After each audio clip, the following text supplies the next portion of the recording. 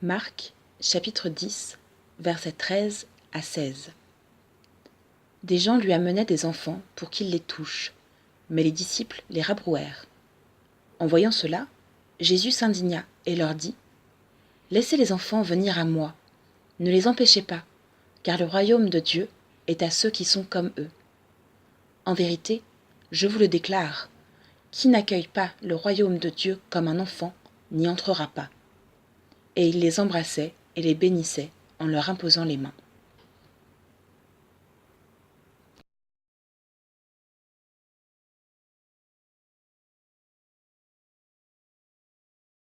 On a l'habitude de dire qu'il y a des choses trop sérieuses pour être laissées dans les mains des adultes.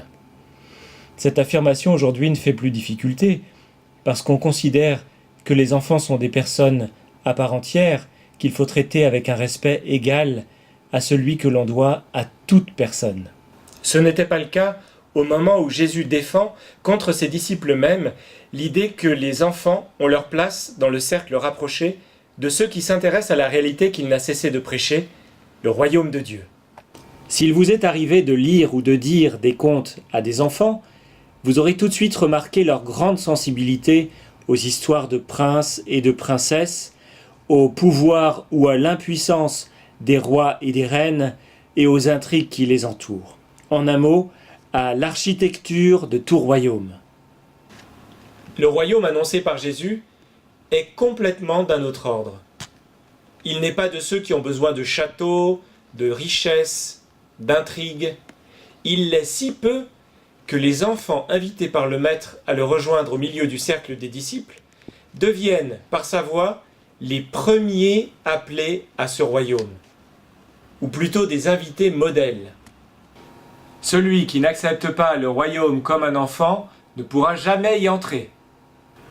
Car qu'est-ce que cela veut dire, accepter le royaume comme un enfant ? Si l'enfance peut nous séduire par certains côtés, ce n'est pas non plus un idéal à poursuivre, si l'on en croit en tout cas les mots cruels que l'on peut entendre dans les cours d'école. Ce qui est propre à l'enfant, c'est qu'il ne dispose pas de filtre pour saisir la réalité. Elle vient à lui comme quelque chose d'incontournable, d'inchangeable, et dont il a parfois du mal à se protéger quand elle est blessante ou traumatisante. Cette confiance cependant n'est pas donnée à n'importe qui ou à n'importe quoi. Elle va à Dieu et à Dieu seul, car ce royaume est le sien. Saurons-nous nous aussi nous tenir en enfants devant celui que Jésus appelle son Père et notre Père ? Voilà une belle ambition pour notre vie spirituelle, avec l'envie de participer à la fête du royaume.